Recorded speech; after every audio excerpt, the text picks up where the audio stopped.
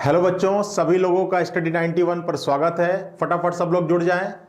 Logical reasoning का section आपका start हुआ है कल से। कल इसका पहला पार्ट हम लोगों ने कवर कर लिया था जिसका नाम था statement and cause and effect. ठीक है, कारण और उसका प्रभाव, ये सारी चीजें आप लोगों ने डिस्कस कर ली थी कल की क्लास में। चीजें समझ में आई होंगी कल की क्लास के। आज हम लोग स्टार्ट करने वाले हैं स्टेटमेंट एंड एजम्पशन। तो सभी लोगों को स्वतंत्रता दिवस की पूर्व संध्या पर ढेरों शुभकामनाएं। सभी लोग लाइव जुड़ जाएं। सभी लोगों को जय हिंद। फटाफट सभी लोग, जितने लोग लाइव है, लिंक को शेयर कर दें। सभी लोगों को वेरी गुड इवनिंग। चलिए, आज का माहौल तो बिल्कुल जोशो भरा होना चाहिए। कल आपका 15 अगस्त है, कल स्वतंत्रता दिवस है, तो आज का माहौल बिल्कुल जोश और खरोश से भरपूर होना चाहिए। चलिए सेशन को स्टार्ट करते हैं और आज लॉजिकल रीजनिंग का दूसरा पार्ट लेकर आए हैं जिसका नाम है कथन एवं पूर्व धारणा। तो मैंने बताया था कि लॉजिकल रीजनिंग का जितना भी पार्ट है वो सब आपके मेंटल लेवल को चेक करता है कि कल को अगर आप ऑफिसर बनोगे, और अगर क्या 100% तय है कि आपको ऑफिसर बनना है, तो जो परेशानियां आपको डिपार्टमेंट में टैकल करनी पड़ सकती है, उन्हीं सब परेशानियों से रिलेटेड आपका ये टॉपिक तैयार किया जाता है जिसका नाम है लॉजिकल रीजनिंग। ठीक है, अब देखिए इसमें जो आज का टॉपिक है बच्चा, वो है कथन एवं पूर्व अवधारणा। तो सबसे पहले थोड़ा सा जान लेते हैं कि आखिर स्टेटमेंट क्या होता है और एजम्पशन क्या होता है। पहले थोड़ा सा हम लोग डिस्कस कर लें, फिर आएंगे ढेर सारे क्वेश्चंस पर। ठीक है, फटाफट जितने लोग लाइव हैं एक बार लिंक को शेयर कर दें। चलिए अब स्टार्ट करते हैं। पहले थोड़ा सा बेसिक डिस्कस कर लें कि स्टेटमेंट होता क्या है और एजम्पशन क्या होता है। ठीक है, चलिए अगर हम लोग बात करें कथन एवं पूर्व धारणा की, पूर्व अवधारणा की, जिसको कहते हैं स्टेटमेंट एंड एजम्पशन, तो सबसे पहले आया कथन। अब सबसे पहले आप बताएंगे कि कथन किसको कहते हैं। कथन किसको कहते हैं, तो सीधा सा कथन का डेफिनेशन हो गया कि किसी भी विषय के संदर्भ में जो हम अपना राय रखते हैं, जो हम अपनी एडवाइस रखते हैं, वो हमारा क्या कहलाता है, कथन कहलाता है। किसी भी विषय के संदर्भ में जो हम अपनी राय रखते हैं वो हमारा क्या कहलाता है, वो हमारा स्टेटमेंट कहलाता है। ठीक है, अब आता है एजम्पशन, जिसको कहते हैं पूर्व धारणा, पूर्व अवधारणा। ठीक है, अब देखिए पूर्व अवधारणा क्या होता है। तो देखिए, हम किसी भी विषय के संदर्भ में हमने अपनी राय रखी, मेरी राय को सुनकर आपके दिमाग में जो चीजें उत्पन्न हुई, या जब मैं राय रख रहा था आपके सामने, तो हमारे दिमाग में जो चीजें आएंगी, आपके दिमाग में उत्पन्न होने वाली चीजें और मेरे दिमाग में उत्पन्न वाली चीजें, ये दोनों क्या है, ये दोनों एजम्पशन है। जैसे बेस्ट एग्जांपल लें, जैसे मैंने कहा कि आज की क्लास मैंने फिनिश की, ठीक है, अब फिर मैंने कहा कि अब मैं कल फिर लाइव आऊंगा। मैंने आपसे केवल इतना कहा, मेरा जो कथन था केवल इतना था कि आज की क्लास यहीं पर खत्म होती है, जो कि अभी खत्म नहीं हुई है, स्टार्ट किया हूं। मान लीजिए कि मैंने ये कथन दिया कि आज की क्लास यहीं पर खत्म होती है, कल फिर में मिलेंगे नए टॉपिक के साथ। अब देखिए, मैंने जब इतना कथन आपको बोला, तो अब आपका एजम्पशन क्या आएगा। आप हमसे ये नहीं पूछोगे बच्चा कि सर कहां पर लाइव आना है, कल क्या पढ़ाएंगे, कौन सा सब्जेक्ट पढ़ाएंगे, ये सारी चीजें आप हमसे पूछने नहीं जाओगे। क्यों नहीं जाओगे, क्योंकि आप ये सारी चीजें एज्यूम कर लोगे कि मैंने कहा कि कल लाइव आना है, अब हम मिलेंगे कल, तो आपने ये एज्यूम कर लिया कि कल कहां मिलेंगे, कल स्टडी 91 यूट्यूब चैनल पर मिलेंगे, और मैं आपको क्या पढ़ाऊंगा, मैं आपको रीजनिंग पढ़ाऊंगा। ठीक है, तो ये सारी चीजें आपने क्या कर लिया, एज्यूम कर लिया। किसके बेसिस पे एज्यूम कर लिया, मेरे स्टेटमेंट के आधार पर आपने एज्यूम कर लिया। ठीक है, तो जो आपने एज्यूम किया वही आपका क्या हो गया, एजम्पशन हो गया। और आपका ये एज्यूम करना कि कल सर लाइव आएंगे ही आएंगे, ये हमारे स्टेटमेंट का क्या होता है, आपका एजम्पशन ये हमारे स्टेटमेंट का क्या करता है, सपोर्ट करता है। ये हमारे आपका एजम्पशन जो है वो हमारे स्टेटमेंट के क्या होता है, फेवर में होता है। तो सीधी सी बात है कि जो पूर्व अवधारणा होगा वो हमेशा क्या होता है, पॉजिटिव होता है, वो हमेशा क्या होता है बच्चा, पॉजिटिव होता है। पॉजिटिव का मतलब क्या है, पॉजिटिव का मतलब क्या है कि जो भी आप एज्यूम करते हो वो हमेशा आप अपने कथन के रेफरेंस में पॉजिटिव एज्यूम करते हो, उसका हमेशा आप क्या करते हो, फेवर करते हो। ठीक है, जैसे आपका मान लीजिए कोई मित्र है और आप उस मित्र के साथ डेली कहीं घूमने जाते हो। भाई सीधी सी बात है कि आपका कोई मित्र है और जिससे आप रोज मिलते हो शाम को 7 बजे। ठीक है, कोई मित्र है जिससे आप रोज मिलते हो शाम के 7 बजे। अब आपने उस मित्र को फोन किया और आपने कहा कि मिलना है, आपने बस फोन किया मित्र को और आपने कहा मित्र से कि मिलना है।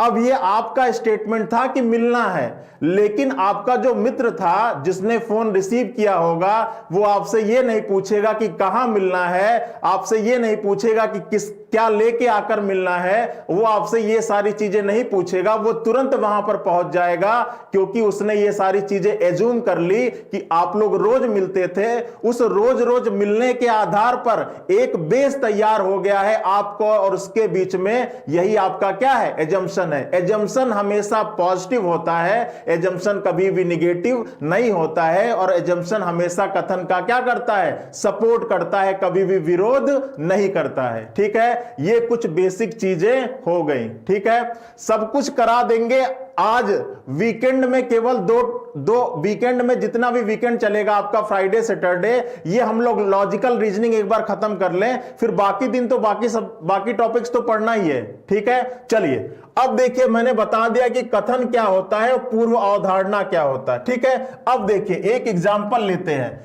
मान लीजिए कि मैंने कहा कि आपको एक कथन लिखा गया था कि कृपया शांति बनाए रखें, यहां पर मोबाइल फोन वर्जित है। ठीक है, ये देखिए कहीं पर किसी व्यक्ति ने ये चीज लिखकर टांग रखा है कि कृपया शांति बनाए रखें, यहां पर मोबाइल का प्रयोग क्या है, वर्जित है। अब ये बताइए कि जब किसी व्यक्ति ने इस कथन को लिखा होगा तो उसके दिमाग में कुछ चीजें आई होंगी।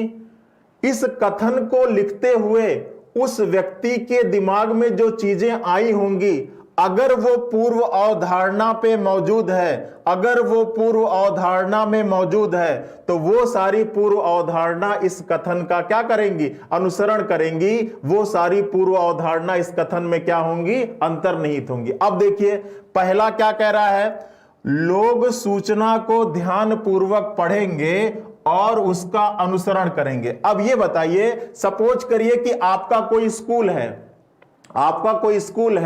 आप वहां के डायरेक्टर हैं और आपने अपने स्कूल में ये नोटिस लगवा दिया। अब बताइए कि आपके ये नोटिस लगवाते समय आपके दिमाग में कुछ चीजें आई होंगी। अगर वो सारी चीजें आपके इस पूर्व अवधारणा पे मौजूद हैं तो ये पूर्व अवधारणा इस कथन का अनुसरण करेगा, ये पूर्व अवधारणा इस कथन में अंतर्निहित होगा, वरना नहीं होगा। अब देखिए पहला क्या कह रहा है, पहला देखते हैं कि इसका अनुसरण करेगा, इसमें अंतर्निहित होगा या नहीं। पहला क्या कह रहा है कि लोग सूचना को ध्यान पूर्वक पढ़ेंगे और उसका अनुसरण करेंगे। अब ये बताइए कि आप कहीं पर नोटिस लिखवाते हो, कहीं पर नोटिस लगवाते हो, तो क्या आपके दिमाग में ये चीज आती है कि लोग उस नोटिस को पढ़ेंगे? क्या आपके दिमाग में ये चीज आती है कि लोग उस नोटिस को पढ़ेंगे? तो बिल्कुल आती है भैया। अगर हम इतनी मेहनत करके नोटिस लिखवा रहे हैं, नोटिस लगवा रहे हैं, तो ये बिल्कुल आएगा कि लोग उस नोटिस को क्या करेंगे, 100% पढ़ेंगे। तो बताओ ये पूर्व अवधारणा इस कथन का अनुसरण करेगी कि नहीं करेगी? ये पूर्व अवधारणा इस कथन में अंतर्निहित होगी या नहीं होगी? बिल्कुल होगी। अब देखो दूसरा क्या कह रहा है, जो लोग वहां आते हैं वे सब पढ़े लिखे हैं। तो ये बताओ कि अगर हम नोटिस लिखकर लगा रहे हैं, अगर हम नोटिस लिखकर लगा रहे हैं तो ये फैक्ट बात है कि वहां पर लोग पढ़े लिखे ही आ रहे होंगे, तभी हमने लिखकर लगाया है। अगर पढ़े लिखे नहीं आते, अनपढ़ लोग आते, तो फिर हम लिखकर नहीं लगाते, हम फिर यहां पर मोबाइल फोन ऐसे बना देते और लिख देते क्रॉस का निशान और ऐसे इंडिकेट कर देते, तो लोग ऐसे समझ जाते। लेकिन वहां लोग पढ़े लिखे आ रहे हैं, तभी तो हमने लिखने में अपना टाइम खराब किया। आ रही बात समझ में? लोग पढ़े लिखे आ रहे थे तभी हमने नोटिस क्या करा है, लिखकर लगाया है। ठीक है, तो ये भी पूर्व अवधारणा हमारे कथन का फेवर कर रही है कि नहीं कर रही है? बिल्कुल कर रही है। तो ये भी हमारे कथन में क्या होगी, अंतर्निहित होगी।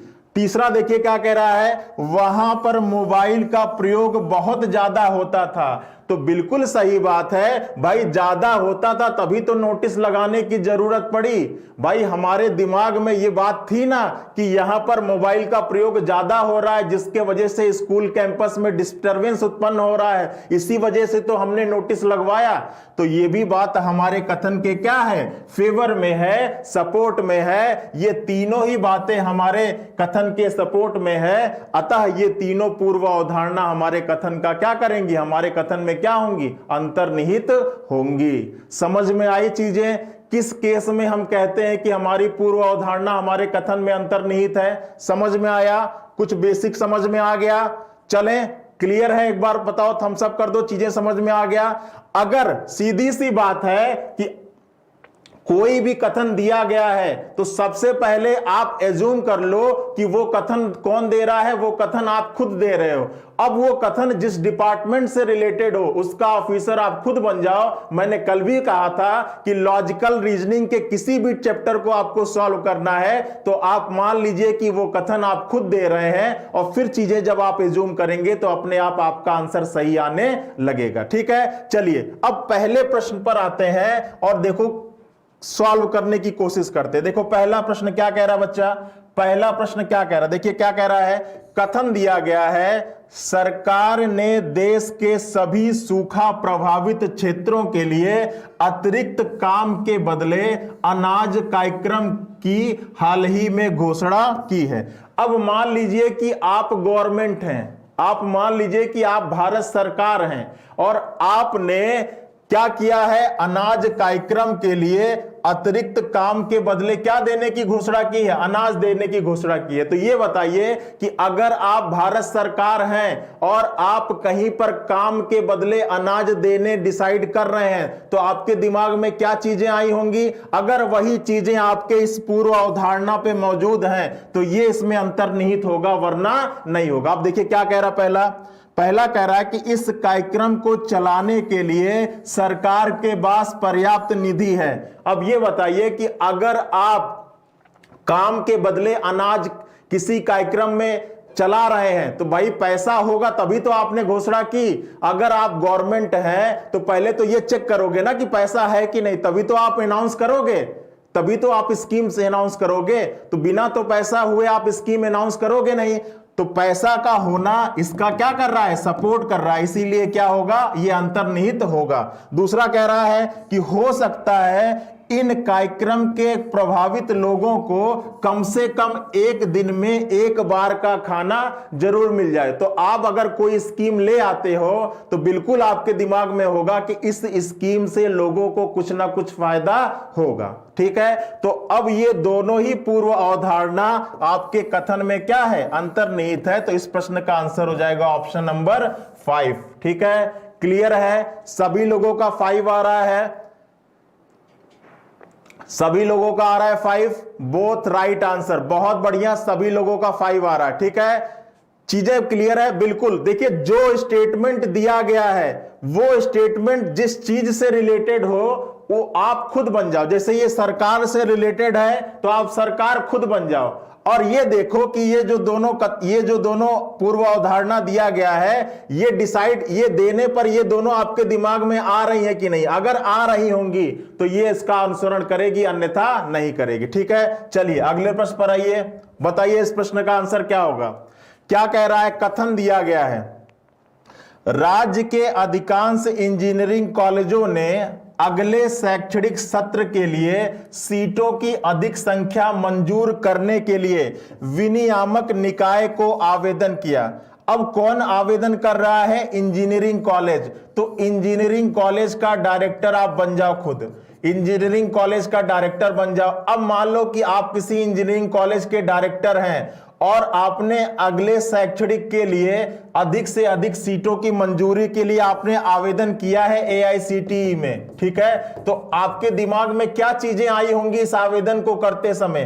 पहला देखिए पूर्वावधारणा, हो सकता है कि विनियामक निकाय राज्य के इंजीनियरिंग कॉलेजों द्वारा मांगी गई अतिरिक्त सीटों को मंजूर कर दे। अब यह बताइए कि अगर आप अधिक से अधिक सीटों के लिए आवेदन कर रहे हैं तो आपके दिमाग में आएगा ना कि हमारे इस आवेदन को सरकार मानेगी और अधिक से अधिक सीटों को क्या करेगी? मंजूर करेगी। तो ये क्या है? ये पूर्वावधारणा बिल्कुल हमारे कथन का फेवर कर रही है। तो ये तो पूर्वावधारणा हमारे कथन का अनुसरण करेगी, अंतर्निहित होगी। अगला देखिए क्या कह रहा है, हो सकता है राज्य के इंजीनियरिंग कॉलेजों की अतिरिक्त सीटों को भरने के लिए पर्याप्त संख्या में आवेदन प्राप्त कर लें। अब ये बताइए कि अगर आप किसी इंजीनियरिंग कॉलेज के डायरेक्टर हैं और अगर आप अपने यहां इंजीनियरिंग कॉलेज में सीटों को बढ़ा रहे हैं तो आपके दिमाग में आएगा ना कि आप बढ़ा क्यों रहे हैं? क्योंकि ज्यादा से ज्यादा सीटें क्या होंगी?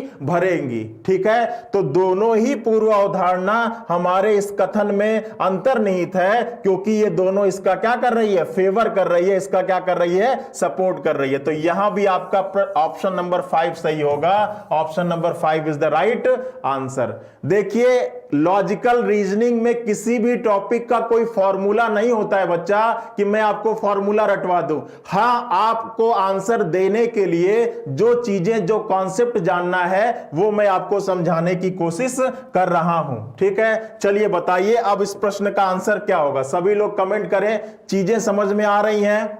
सभी लोग कमेंट करिए, बताइए।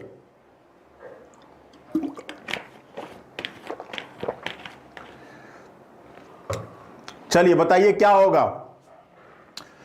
पहले आप क्या दे रहा कथन? नगर निगम में मानसून के आने तक शहर में जल आपूर्ति में 50% की कमी की घोषणा की है। अब मान लीजिए कि आप किसी नगर निगम के अधिकारी हैं, आप किसी नगर निगम के अधिकारी हैं और सबसे बड़ा ही अधिकारी बनिएगा, छोटा बनने की जरूरत नहीं है। आप किसी नगर निगम के कमिश्नर हैं और आपने 50% कमी करने की क्या कर दी? अनाउंसमेंट कर दिया कि भाई गर्मी ज्यादा पड़ रही है, लोग ज्यादा हैं आपके क्षेत्र में, तो आप अब 50% की क्या करेंगे? कटौती करेंगे। अब आप केवल एक ही टाइम पानी देंगे।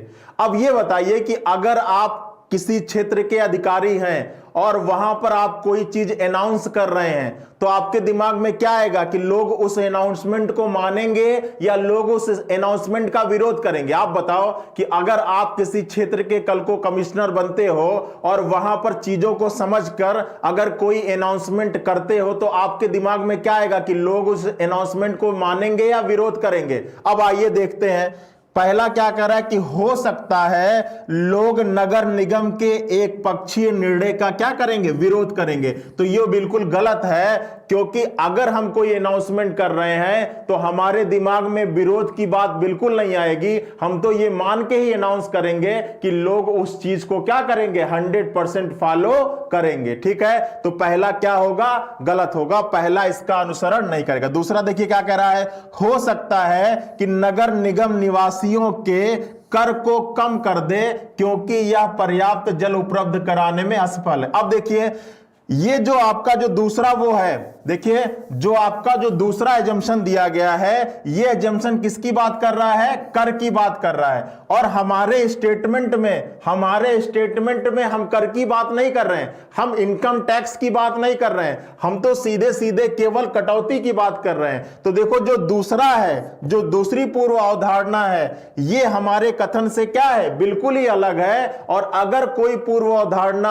आपके कथन से रिलेटेड ना हो, आपके कथन को सपोर्ट ना करे, आपका कथन कुछ और कह रहा, पूर्व अवधारणा कुछ और कह रही है, भाई आपका कथन एक टाइम की कटौती की बात कर रहा है और यहां पर इनकम टैक्स की बात हो रही है, तो ये तो बिल्कुल ही इससे अलग है। तो यहां पर ये दोनों ही पूर्व अवधारणा आपके कथन का सपोर्ट नहीं कर रही है। तो इस केस में आपका आंसर हो जाएगा ना तो चौथा, ना तो पहला और ना दूसरा, मतलब option number 4 is the right answer. Option number 4 is the right answer.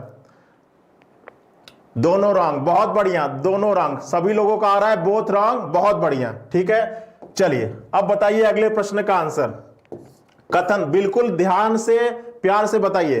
राज्य गर्मी की भीषण लहर से गुजर रहा है, इसको देखते हुए सरकार ने तत्काल प्रभाव से अगले पखवाड़े तक सारे स्कूल को बंद कर दिए हैं। ठीक है, मान लीजिए कि आप यूपी गवर्नमेंट हैं या आप कहीं के सरकार हैं, आप कहीं के गवर्नमेंट हैं, गर्मी बहुत ज्यादा पड़ रही है आपके शहर में, आपके राज्य में, और आपने 15 दिन के लिए स्कूल कॉलेजों को क्या कर दिया, बंद कर दिया है। अब ये बताइए कि अगर आप 15 दिन के लिए स्कूल कॉलेजों को बंद कर रहे हैं तो उस 15 दिन के बंद करते समय आपके दिमाग में कुछ चीजें आई होंगी ना। अगर वो चीजें आपके इस पूर्व अवधारणा पे मौजूद हैं तो वो इसमें अंतर्निहित होगी, अन्यथा नहीं। देखिए अगला क्या कह रहा है पूर्व अवधारणा। हो सकता है कि गर्मी की लहर एक पखवाड़े से ज्यादा ना चले। भाई ऐसा हो सकता है तभी तो आपने केवल एक पखवाड़े के लिए ही बंद किया है। अगर आपको थोड़ा भी लगता कि ये एक पखवाड़ा नहीं 2 पखवाड़ा तक चल सकता है तो आप फिर बंद कितने टाइम के लिए करते, 2 पखवाड़े के लिए करते। तो बिल्कुल ये हमारे इस स्टेटमेंट का फेवर कर रहा है, इसलिए ये हमारे स्टेटमेंट में क्या होगा, अंतर्निहित होगा। अगला देखो क्या कह रहा है। हो सकता है कि छात्रों के माता पिता एक पखवाड़े के बाद भी अपने बच्चों को स्कूल ना आने दे। अगर ऐसा इनके दिमाग में आता, अगर ऐसा इनके दिमाग में आता तो ये केवल एक पखवाड़े के लिए नहीं बंद करते, ये जितने पखवाड़े के बाद माता पिता बच्चों को स्कूल आने देते उतने पखवाड़े तक बंद करते। ठीक है, तो ये जो दूसरा है ये हमारे इस स्टेटमेंट का सपोर्ट नहीं कर रहा है, ये इसके स्टेटमेंट के क्या है, अगेंस्ट है। तो आपका आंसर केवल क्या होगा, पहला वाला होगा, ऑप्शन नंबर 1, केवल पहली पूर्व अवधारणा अंतर्निहित है। क्लियर है, सभी लोगों का आ रहा है केवल पहला, बहुत बढ़िया, सभी लोगों का आ गया केवल पहला। ठीक है, चलिए क्लियर है ना, बताइए इसमें कोई दिक्कत, फर्स्ट है यस। चलिए बताइए अगले प्रश्न का आंसर बताओ, सभी लोग बताइए इस प्रश्न का आंसर क्या होगा, फटाफट कमेंट करें।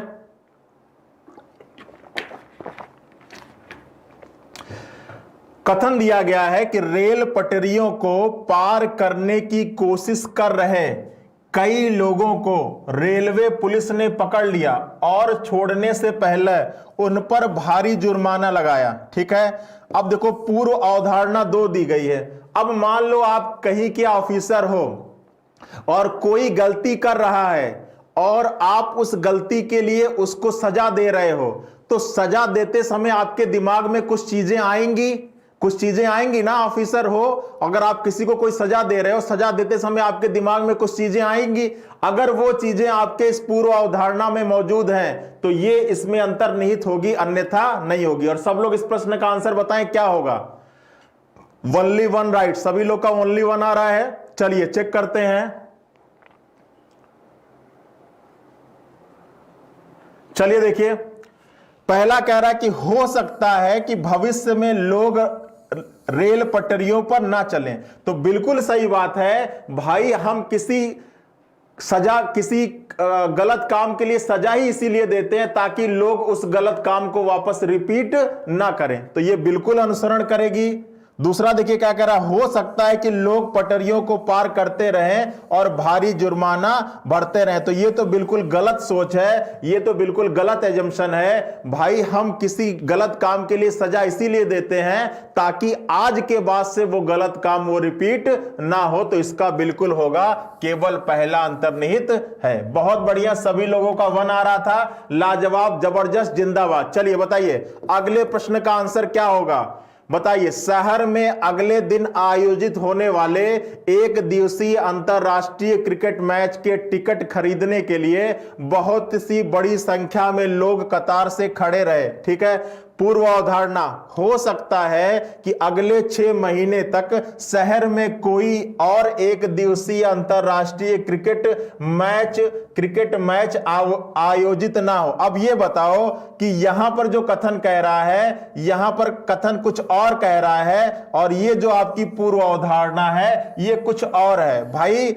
आपका कथन क्या कह रहा है कि शहर में अगले दिन, मतलब कल कोई अंतरराष्ट्रीय प्रतियोगिता होने वाली है और उसके लिए टिकट टिकट की बिक्री चल रही है, ठीक है, और बहुत ज्यादा भीड़ लगी हुई है। अब ये कह रहा है कि शहर में अगले 6 महीने तक, शहर में अगले 6 महीने तक कोई एक दिवसीय, तो भाई ऐसा कुछ हमारे कथन में नहीं कहा जा रहा है जो आप एज्यूम कर रहे हैं, तो ये तो बिल्कुल ही गलत है, ये इलॉजिकल है, ठीक है। ये क्या है, ये जो आप एज्यूम कर रहे हो ये हमारे कथन से बिल्कुल रिलेटेड नहीं है, और जब भी कोई पूर्व अवधारणा हमारे कथन से रिलेटेड ना हो तो वो 100% क्या होती है, 100% फॉलो नहीं करती। दूसरा देखिए क्या कह रहा है, हो सकता है कि जो कतार में खड़े हैं उसमें अधिकांश लोगों को एक दिवसीय क्रिकेट मैच का टिकट मिल जाए, तो बिल्कुल बिल्कुल ऐसा हो सकता है। तो आपको ऑप्शन नंबर 2 सही होगा, केवल दूसरा पूर्व अवधारणा अंतर्निहित है। सभी लोगों का आ रहा है 2, बहुत बढ़िया। सभी लोगों का बी भी आ रहा है, बहुत बढ़िया। चलिए अगले प्रश्न पे चलिए। देखिए हमारे यहां सुपर टेट का ऑनलाइन कोर्स स्टार्ट हो चुका है। जो लोग टीचर की वैकेंसी के लिए अप्लाई करना चाहते हैं, जो लोग बीएड कर लिए हैं, जिन लोगों का आपका बीटीसी हो रखा है, वो इस कोर्स को परचेज कर अपनी तैयारी को क्या कर सकते हैं, फाइनल कर सकते हैं हमारे ऐप पर जाकर, और या तो इस दिए गए नंबर पर कॉल कर, ठीक है। चलिए अगले प्रश्न पर आइए, बताइए क्या होगा इस प्रश्न का आंसर। इस प्रश्न का आंसर बताओ, देखते हैं कितने लोग इस प्रश्न का आंसर देते हो। इस प्रश्न का आंसर बताइए, देखते हैं कितने लोगों का यह प्रश्न का आंसर सही आता है। फटाफट बताना। क्या कह रहा है, हाईवे पुलिस अथॉरिटी ने नियमित दूरी पर गति सेवा और हाईवे पर अधिक गति के खतरों को निर्दिष्ट करने वाले बड़े बड़े बोर्ड लगाए हैं, ठीक है। कहीं किसी हाईवे पर बड़े बड़े होर्डिंग लगवाए गए हैं कि आप यहां, आपकी जान कीमती है, कृपया धीमे चलें, ठीक है। और ये बोर्ड थोड़े थोड़ी दूरी के अंतराल पे लगाए गए हैं। अब ये बताओ कि अगर आप कहीं के ट्रैफिक इंस्पेक्टर हो, ठीक है, कहीं पर ट्रैफिक इंस्पेक्टर तो छोटा होगा, चलिए आप डीएसपी हो, ठीक है, ट्रैफिक इन डीएसपी हो, ठीक है, और अगर आपने कहीं पर होर्डिंग लगवाई और होर्डिंग लगवाते समय आपके दिमाग में जो चीजें आई होंगी, अगर वो आपके पूर्व अवधारणा पे मौजूद है तो वो पूर्व अवधारणा कथन में अंतर्निहित होगा। अब बताओ इस प्रश्न का आंसर क्या होगा। सभी लोग कमेंट करें, सभी लोग कमेंट करें क्या होगा।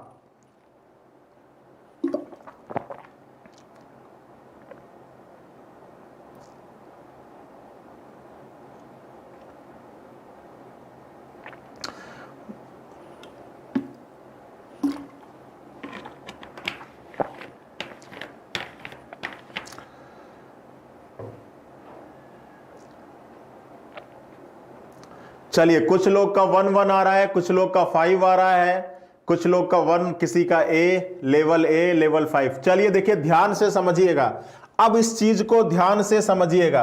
ये बताओ बच्चा मेरे, अगर आप कहीं के ट्रैफिक इंस्पेक्टर हो, ठीक है, और आपने कहीं पर ये नोटिस लगवाया, क्या लिखा हुआ है कि हाईवे पुलिस अथॉरिटी ने, अब इस अथॉरिटी के हेड आप हो, ठीक है, और आपने नियमित दूरी पर हाईवे पर अधिक गति खतरों को निर्देशित करने वाले बड़े बड़े बोर्ड लगवाए। तो ये बताओ कि आपने बोर्ड क्यों लगवाए होंगे।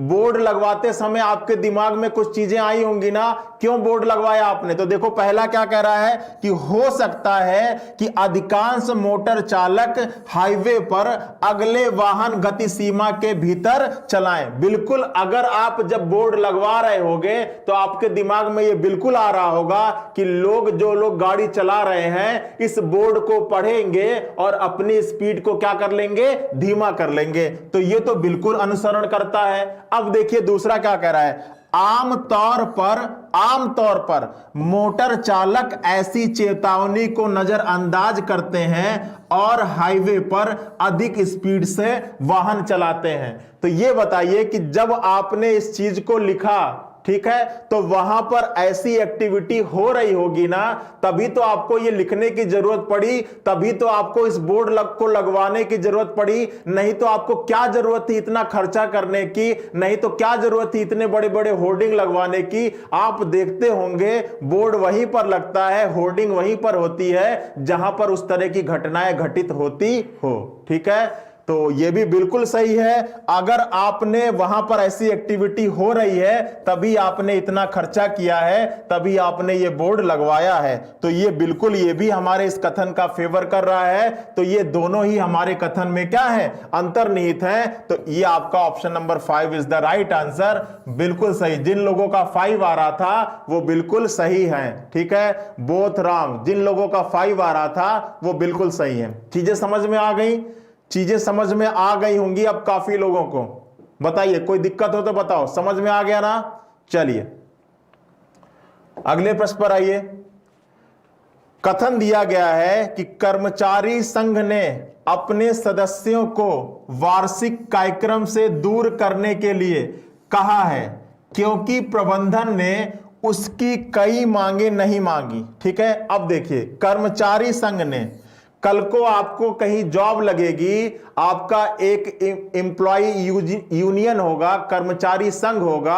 अब अगर आप उसके यूनियन के अध्यक्ष हो और आपके यहां मान लीजिए कोई दिक्कत हो गई और उसके लिए आपने हड़ताल रख लिया, ठीक है, हड़ताल रख लिया और आपने सभी लोगों से कह दिया कि भैया कल जो वार्षिक उत्सव हो रहा है उसमें किसी को जाना नहीं है।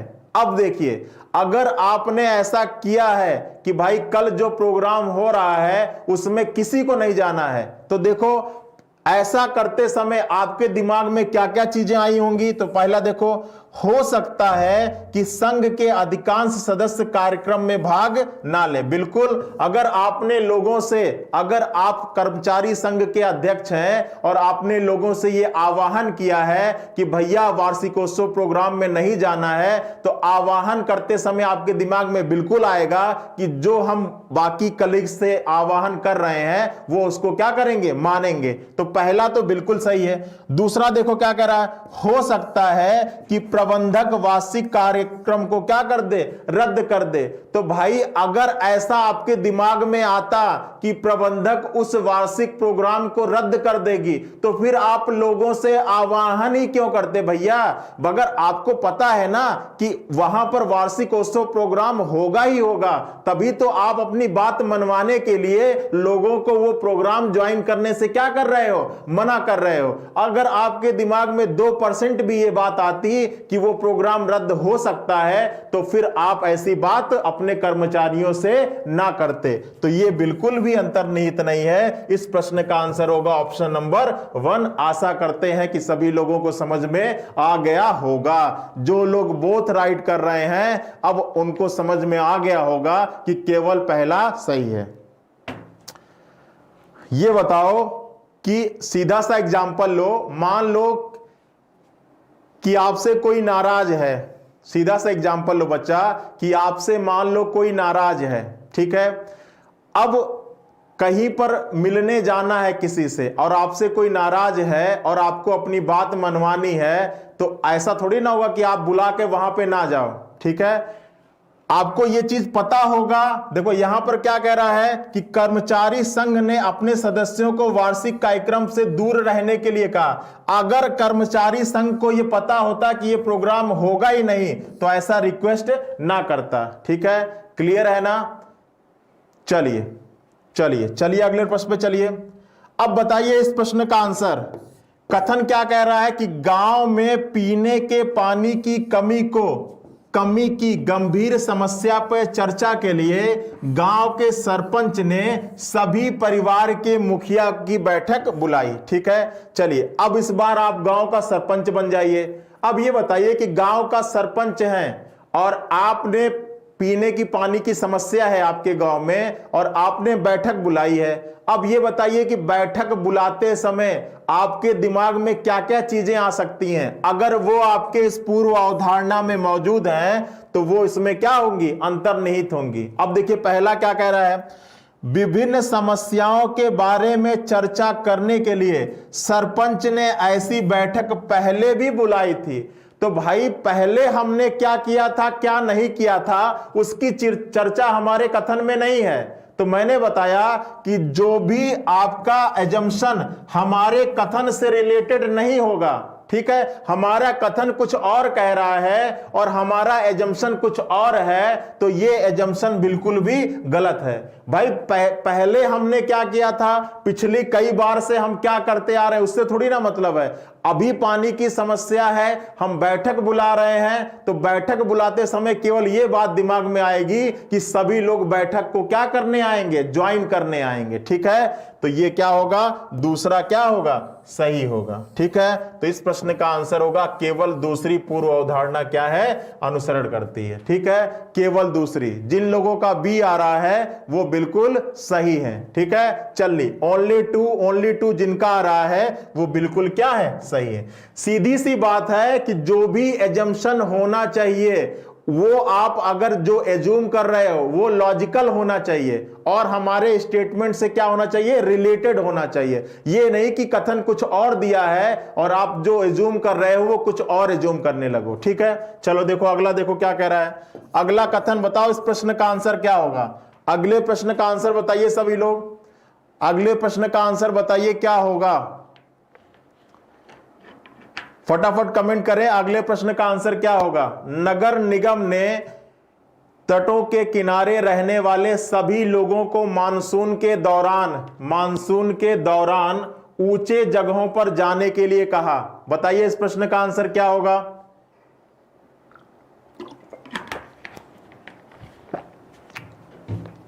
चलिए देखिए क्या कह रहा है कि नगर निगम ने तटों के किनारे रहने वाले सभी लोगों को मानसून के दौरान ऊंचे जगहों पर जाने के लिए कहा।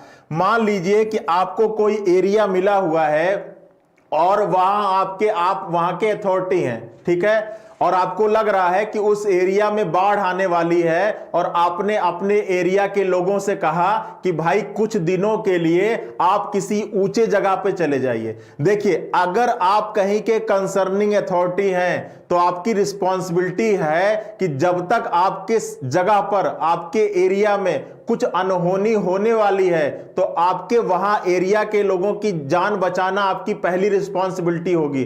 जब हम statement and course of action पढ़ाएंगे तो इस चीज को और डिटेल में ले जाएंगे। ठीक है, तो सीधी सी बात है कि जो आपके एरिया के लोग हैं उनका जो आपको जान को बचाना, और प्लस ये है कि उनको बहुत ज्यादा परेशान करके नहीं। जैसे मान लीजिए किसी एरिया में बाढ़ आई है तो उनको जो बचाना है वो उसी एरिया के अंदर ही रख के बचाना है। ये नहीं कि आप अपने कार्य क्षेत्र के बाहर कहीं दूसरी जगह रख दो और किसी दूसरे कंसर्निंग ऑफिसर को परेशान करो, ऐसा बिल्कुल नहीं करना है। तो देखो क्या कह रहा है कि नगर निगम ने तटों के किनारे रहने वाले सभी लोगों को मानसून के दौरान ऊंची जगहों पर जाने के लिए कहा। अब देखो क्या कह रहा, पहला, हो सकता है झोपड़ियों में रहने वाले कई लोग शहर छोड़कर राज्य में कहीं और जाकर रहें। तो भाई अगर आप कहीं के ऑफिसर हो और अगर आप लोगों से कह रहे हो कि ऊंची जगह पर जाओ, तो भाई आप ये मानोगे कि वो ऊंची जगह पर जाएं, लेकिन अपने क्षेत्र में रह के ही, जो आपका क्षेत्र है वो उसी में रह के ही किसी ऊंची जगह पे जाए। ये नहीं कि अपने क्षेत्र को छोड़कर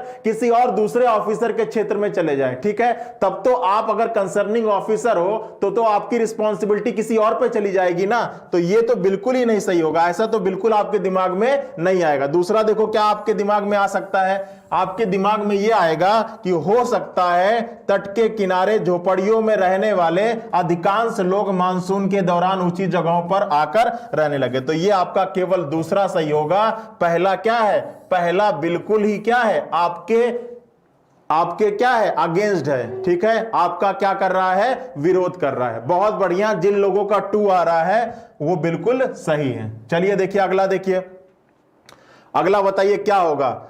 चक्रवाती तूफानों से सागर तटों के प्रभावित होने को मद्देनजर रखते हुए प्रशासन ने तटवर्ती क्षेत्रों पर बेतार संचार का मतलब वाईफाई जिसका आप लोग बहुत यूज करते हो, वाईफाई प्रणाली की स्थापना का निर्णय लिया है। ठीक है, आप कहीं के ऑफिसर हो और वहां पर बार बार क्या तूफान आता है, आप ऐसी जगह आपकी ज्वाइनिंग है जहां बार बार तूफान आता है, तो आपने ये निर्णय लिया कि भाई बार बार तूफान आता है तो जो तार के द्वारा दूरसंचार व्यवस्था है ना उसको खत्म कर देते हैं और हम वाईफाई लगा देते हैं, ताकि अगर तूफान भी आता रहे, तार टूट भी जाए तो वाईफाई के जरिए आपके एरिया में क्या बनी रहे, कनेक्टिविटी बनी रहे। ठीक है, अब अगर आपने ऐसा निर्णय लिया तो निर्णय लेते समय आपके दिमाग में क्या बात आई होगी? पहली देखिए, चक्रवर्ती तूफानों के कारण दूरभाषीय संपर्क व्यवस्था, दूरभाषी संपर्क जो आपका तार के द्वारा टेलीफोन चलता है, दूरभाषीय संपर्क व्यवस्था भंग हो सकती है। बिल्कुल बिल्कुल भंग हो सकती है, तभी तो आपने ऐसा निर्णय लिया है। अगर ऐसा ना होता तो फिर आपको इतना जद्दोजहद करने की जरूरत ही क्या पड़ती, आपको जद्दोजहद करने की जरूरत ही क्या पड़ती। दूसरा देखिए क्या कह रहा है, बेतार संचार प्रणाली, बेतार मतलब वाईफाई संचार प्रणाली चक्रवर्ती तूफान को, आपात को सहने में क्या है, सक्षम हो सकती है। ठीक है, तो पहला क्या है, बिल्कुल पहला और दूसरा दोनों ही अनुसरण कर रहा है, तो इसका हो जाएगा option number 5 is the right answer. ठीक है, सभी लोगों का 5 आ रहा है, सभी लोगों का 5 आ रहा है। चलिए, दोनों अंतर्निहित है। ठीक है भाई, पहला भी अंतर्निहित है ना, पहला क्या कह रहा है, देखिए पहला भी अंतर्निहित है। पहला क्या कह रहा है आपसे कि चक्रवर्ती तूफानों के कारण दूरभाषीय संपर्क व्यवस्था भंग हो सकती है। बिल्कुल ऐसा हो सकता है, तभी तो आपने ऐसा निर्णय लिया है, वरना क्या जरूरत थी सरकार का पैसा फालतू खर्च करने को। भाई अगर आप कहीं के कंसर्निंग ऑफिसर हो तो आपको लिमिटेड पैसा मिलता है और आपको पैसा वहीं खर्च करना होता है जहां पर बहुत ज्यादा जरूरत हो। ठीक है, तो इस प्रश्न का आंसर होगा ऑप्शन नंबर 5। सभी लोगों को समझ में आ गया होगा, क्लियर है ना। चलिए चलिए अगले प्रश्न पर आइए।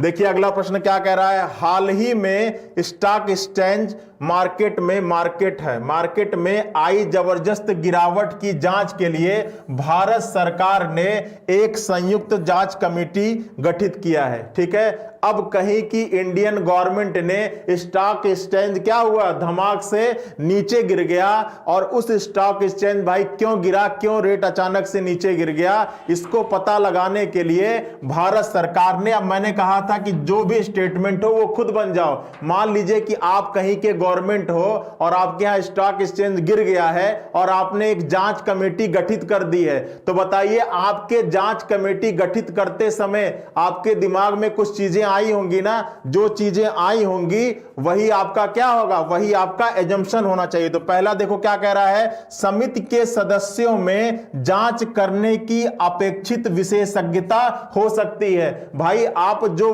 विषय विशेषज्ञ बनाए होंगे, ठीक है, ठीक है, देखिए आप अगर जो कमेटी बनाओगे बच्चा, तो उस कमेटी, भाई अगर आप कहीं के ऑफिसर हो तो जो कमेटी बनाओगे वो एक्सपर्ट टीम के साथ ही तो बनाओगे, जिसको स्टॉक एक्सचेंज का बहुत ज्यादा नॉलेज होगा, जो बहुत ज्यादा इकोनॉमिक्स होगा, उसी को तो रखोगे अपने कमेटी में। ठीक है, तो बिल्कुल ये बात क्या है, बिल्कुल अनुसरण कर रहा है। दूसरा देखो क्या कह रहा है, इसके पूर्व समिति उन दस्तावेजों पर कब्जा करे उस उक्त गिरावट के लिए जिम्मेदार लोग अपने सभी दस्तावेज को नष्ट कर सकते हैं। अब ये बताइए कि किसी वजह से कोई घटना हुई और जो लोग घटना में शामिल थे उनको पकड़ने के लिए अगर हम कोई कमेटी बना रहे हैं, तो हम तो ये चाह रहे हैं ना कि वो लोग पकड़ में आए और वो लोग जिस गलत दस्तावेज का यूज कर रहे थे वो दस्तावेज भी हमारे कब्जे में आए। तो हमारे दिमाग में तो ये कभी नहीं आएगा ना कि वो लोग दस्तावेज को नष्ट कर देंगे हमारे समिति बनाने के पहले ही। ठीक है, तो ये ऐसा सोच रहा है, तो अगर ऐसा सोच रहा है या ऐसा कोई एज्यूम कर रहा है तो वो एजम्पशन क्या है, वो एजम्पशन बिल्कुल गलत है। केवल पहला एजम्पशन सही होगा, इसका होगा केवल पहला, अवधारणा अंतर्निहित है। ठीक है, बहुत बढ़िया। अब भी कोई 5 क्यों आंसर दे रहा भैया, अब को 5 क्यों आंसर दे रहे हो, अब तो केवल पहला हो गया। इतना समझा दिया तब भी आप लोग गलत कर रहे हो। पहले बताओ क्या होगा इस प्रश्न का आंसर। यात्री कार निर्माता कंपनी के प्रबंधक ने बाजार में मांग की कमी को ध्यान में रखते हुए कर्मचारियों की संख्या घटाने का निर्णय लिया।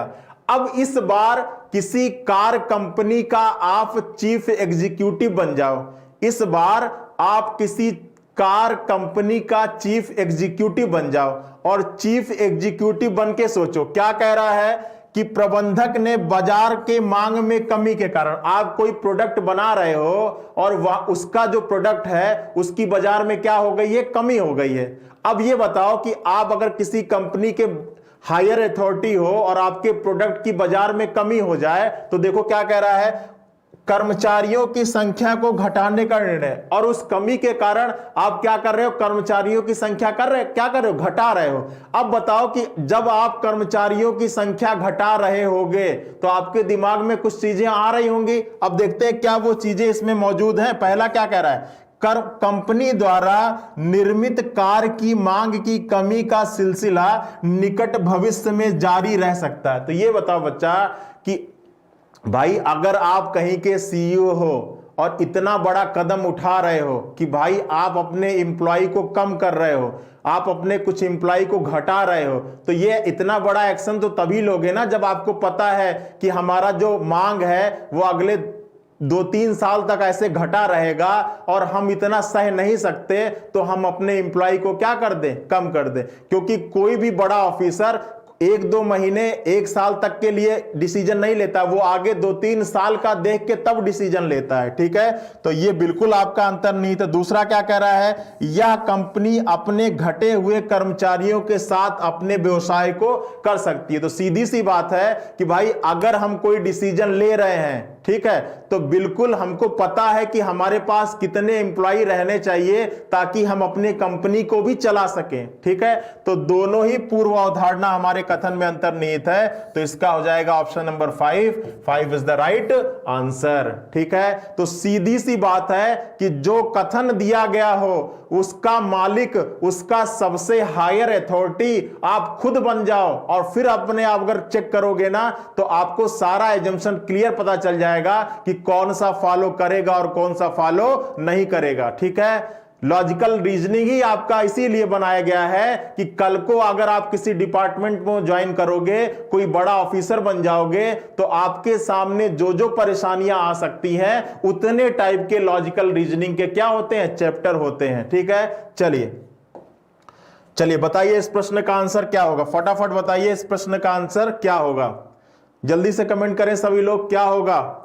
राज्य सरकार ने अधिसूचना जारी की है, सभी कोचिंग संस्थान अपने शिक्षकों के परिचय, आधारभूत सुविधाओं एवं शुल्क संबंधी पूर्व विवरण के साथ अपना पंजीकरण शीघ्र करा लें। ठीक है, कहीं का जो स्टेट गवर्नमेंट है वो अपने एरिया में चलने वाले सभी कोचिंग इंस्टीट्यूट को ये इंस्ट्रक्शन दिया है कि सभी लोग अपना क्या करा लीजिए, सभी लोग अपना रजिस्ट्रेशन करा लीजिए, ताकि हमको मालूम तो चले कि हमारे एरिया में कितनी कोचिंगें चल रही हैं, हमारे राज्य में कितनी कोचिंगें चल रही हैं। तो ये बताइए कि अगर आप कहीं के स्टेट गवर्नमेंट हो और अगर आपने कोचिंग संस्थानों को ऐसा डिसीजन लेने को बोला है तो आपके दिमाग में क्या आएगा। पहला देखिए, वैसे सभी कोचिंग संस्थान जिनके पास आवश्यक आधारभूत सुविधाएं एवं शिक्षक नहीं हैं बंद हो सकते हैं। तो बिल्कुल भाई अगर आप ऐसा करा रहे हो